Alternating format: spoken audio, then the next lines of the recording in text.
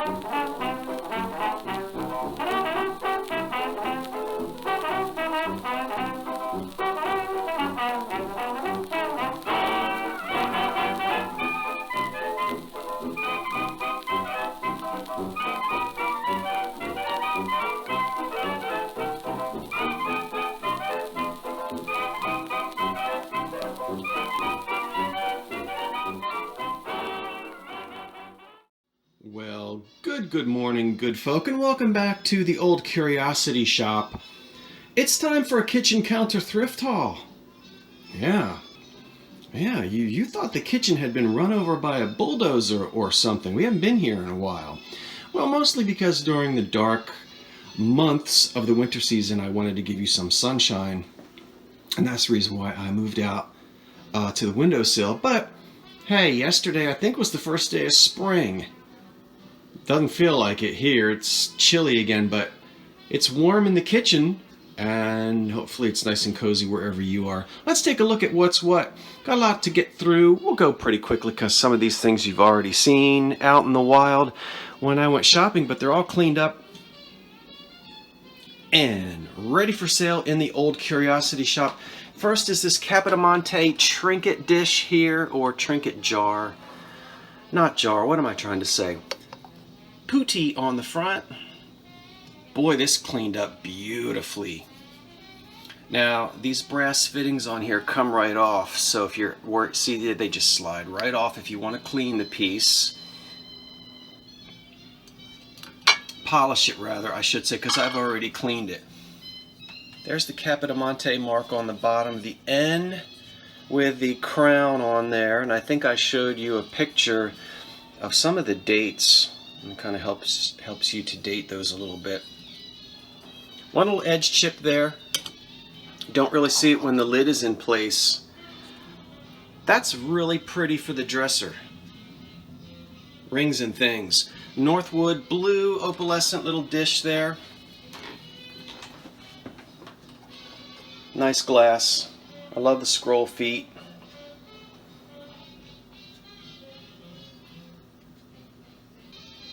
Northwood produced a great deal of beautiful opalescent glass in many different colors. That's a nice one with no damage on it. And then here, of course, is another large porcelain painted piece. Very well done. Porcelain is unsigned, as usual, or in many cases anyway.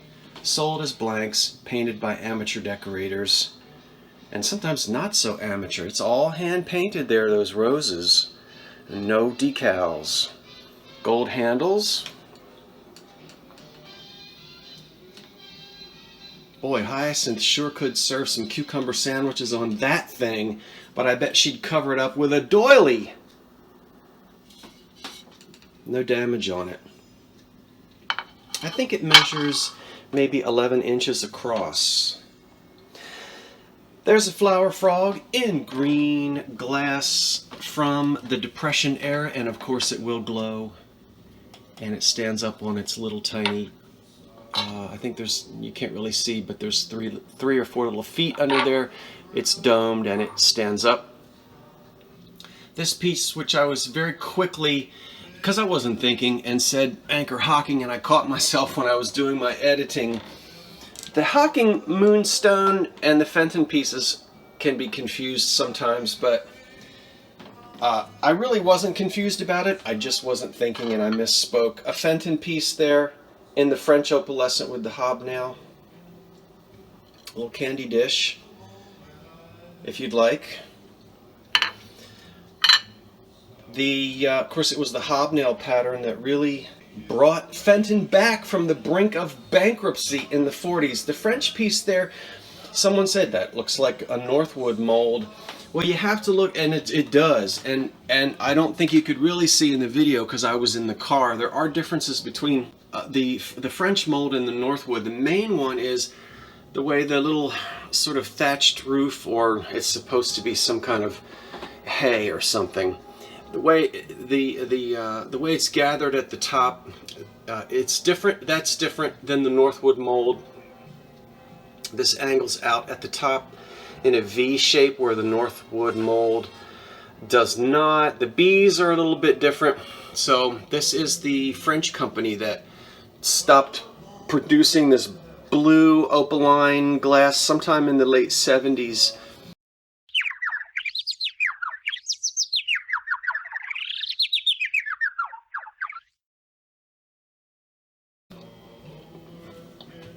This piece has damage which I couldn't see or didn't see when I purchased it. There's a small crack I want to show you.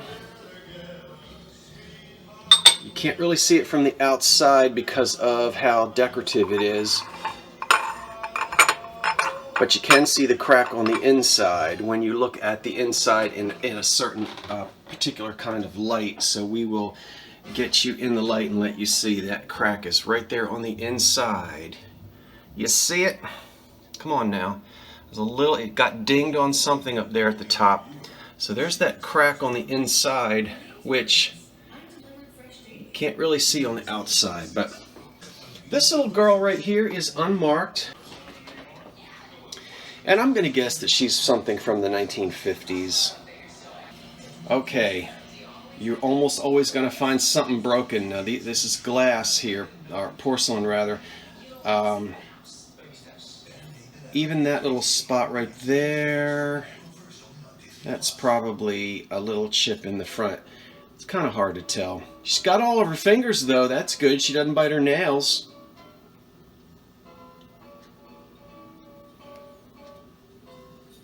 That's nice. Nicer than I thought when it was down inside of that awful plastic bag. Okay, back here we have two Fenton baskets. The one in cranberry over here on the right is the older one. It's unmarked, and it might go back to the 40s. It has a crimped handle, which is applied, and we'll get it out of there so you can see the optic. Is that a thumbprint? Not marked. We don't expect it to be marked at this time. It probably came with a paper sticker on it. Really nice Fenton. Does that make you nervous with it hovering over the counter? I'm not going to drop it. I'm not going to drop it.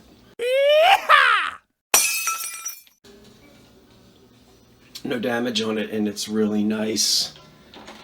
We love our Fenton cranberry, or cranberry, as we say in this part of the country. Have a cranberry. A cranberry.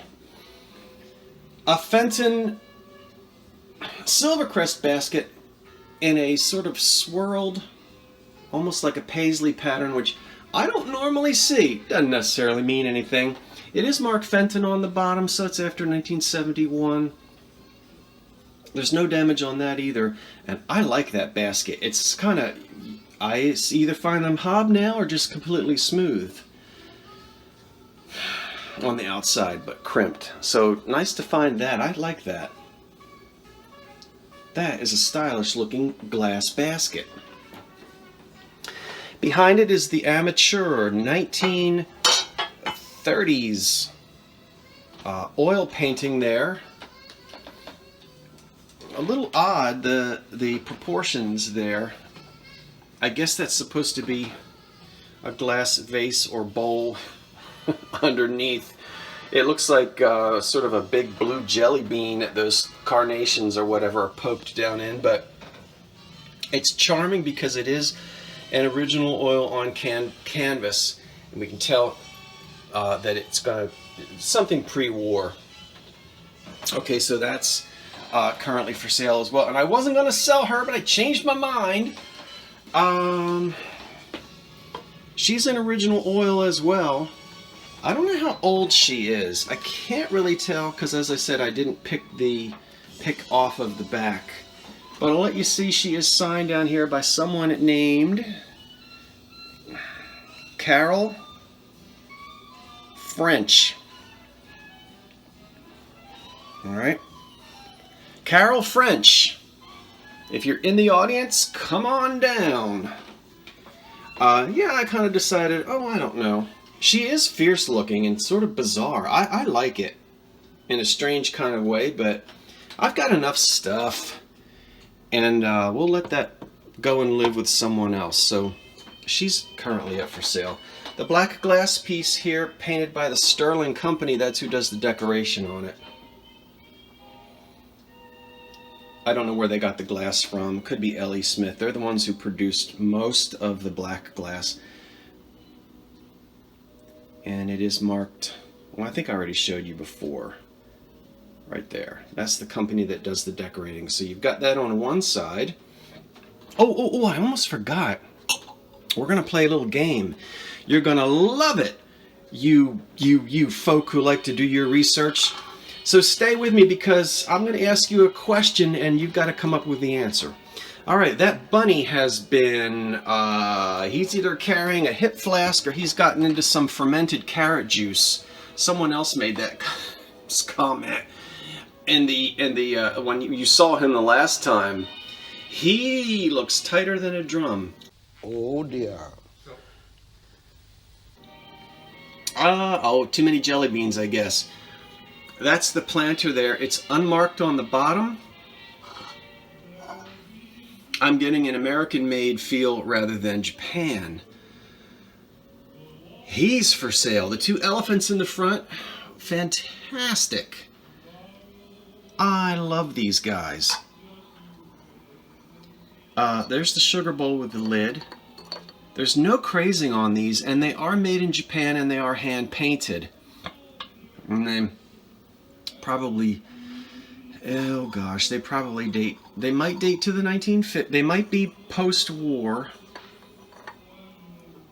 or just before. I want to say post-war, but sometimes with the Japan.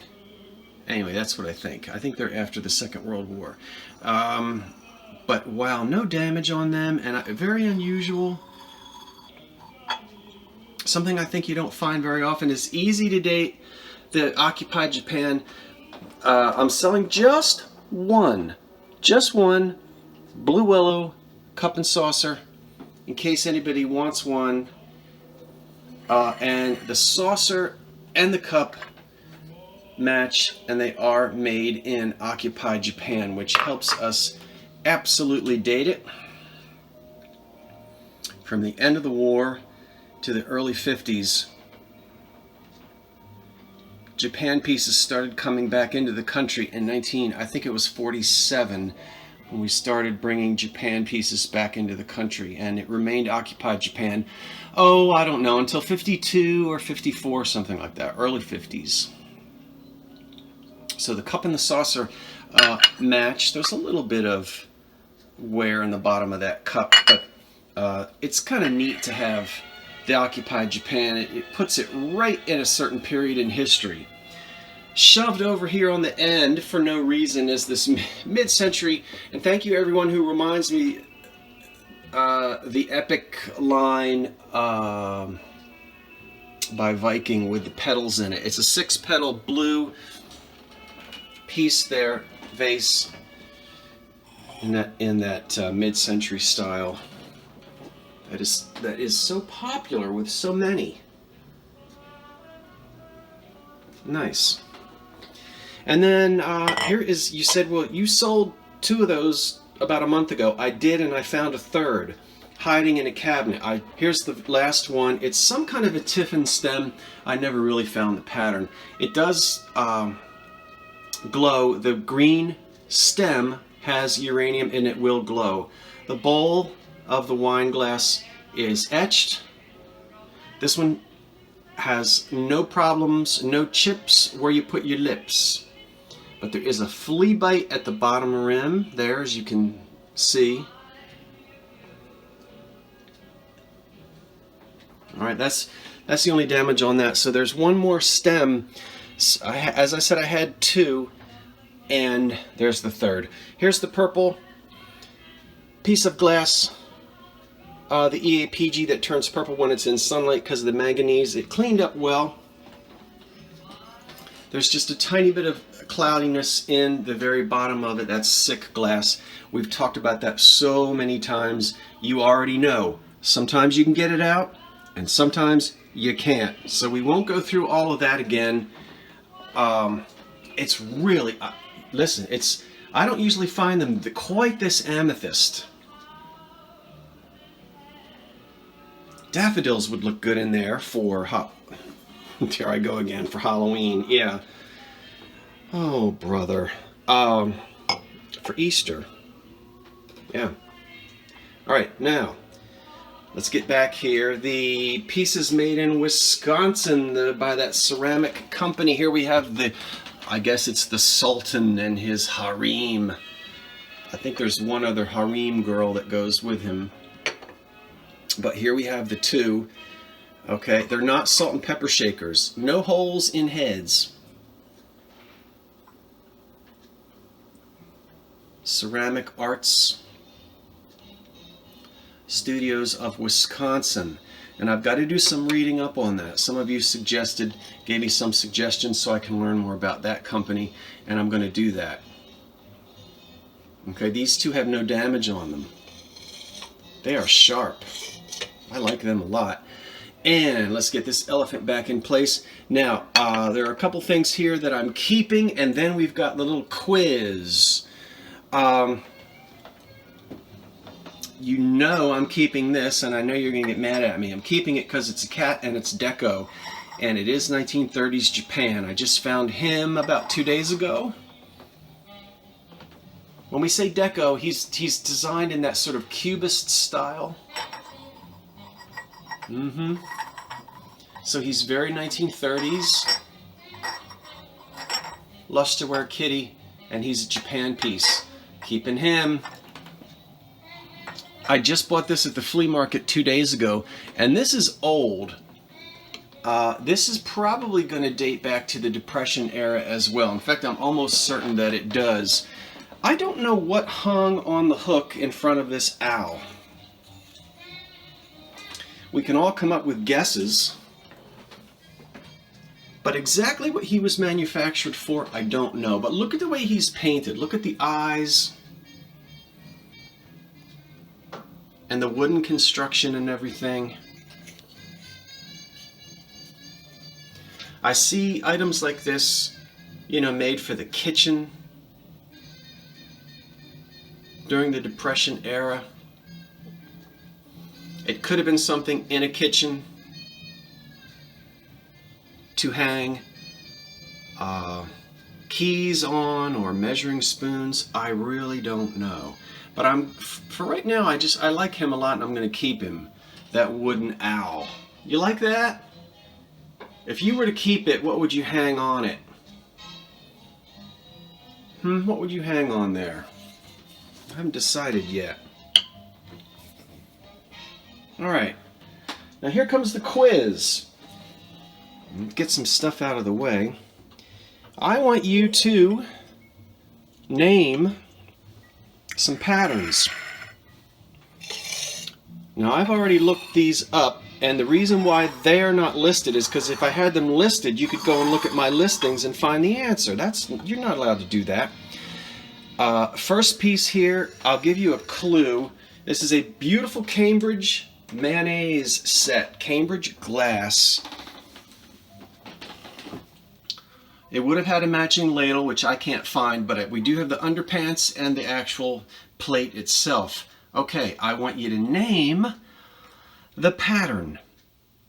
It's not an easy one to find. This one's tough. But let's take a look at the pattern and see if you can come up with it. Alright, now hold on now. Let me get to where you can see it. All right, there it is. Take a snapshot of that, a screenshot or something. Study that pattern. I still don't think I'm doing a good job showing it to you. Is that better? It's not. Oh, wait a minute. This might work. No. You getting dizzy with me moving it all around?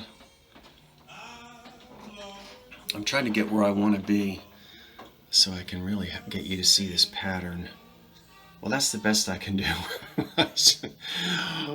Maybe I'll put a picture in the description in the somewhere below. Anyway, study that pattern. Okay, Cambridge.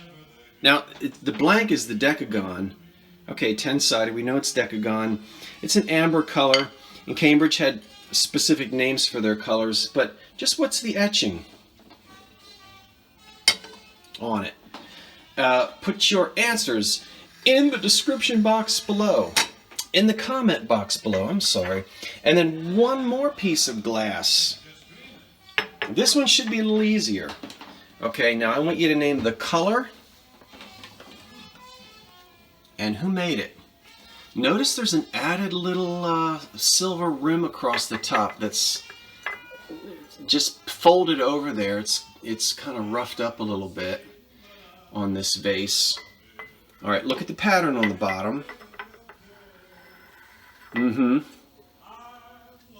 Nothing down there. So I'm not going to tell you which company made it. We know that one is Cambridge, but what's the deal with this one? All right, can you name the color? And can you tell me who made it? All right, so we've got the mayonnaise compote #1, and the vase would be #2. What do you think? Have fun. Have fun. I forgot to tell you, last thing here, I have 2 of these. If you remember, you saw these a while ago, and I'm in the process of restoring both of them by putting the old prisms back on, which I'm collecting. These are the teardrop prisms. These 2 mantle, or I know you can't see that.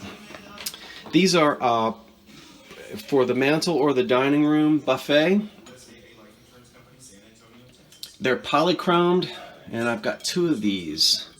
So I just thought I would show you. This is something that I'm working on. Oh my gosh, I keep forgetting things. This video is going to be an hour and a half long. Also for sale is this lamp in the back, which is a 1930s, dates to about 1930. Come on out here. I rewired it with a silver cord to sort of match the chrome base. And it's just an American-made lamp there, probably a boudoir lamp with a wonderful amethyst piece of glass in the middle. Now, you know I never sell my shades with my lamps. You got to get your own shade. Let's get this shade off. It's just kind of sitting on top of the light bulb. I'm going to turn it off.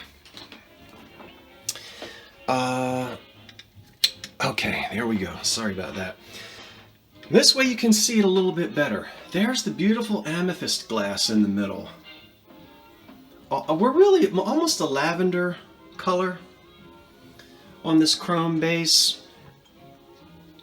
I saved the old socket. You know, you have a cord on there with a Bakelite. I don't know how I can get in on that, but you've got an old Bakelite plug on it, and stands on 4 little chrome feet. There were probably 2 of these, and they were probably meant for a vanity in the bedroom. Now, that lamp is currently for sale, as I said, as well, without the shade, and you can put on whatever shade you like. We covered a lot in this thrift haul, and I try to keep them as short as possible. This was a lot of fun to bring all these things to you. See, you know, what was your favorite thing? What did you like the most? What did you think was hideous? What did you think was attractive? And do you have any clue on those 2 mystery pieces of depression glass? I can't wait to read your comments. Okay, folks, that's it. Have a wonderful day. It's Monday. Have a great start to your week. And I'll see you next time. I'm Scott from the Old Curiosity Shop. Thanks for watching. Wait for the cat. So long for now.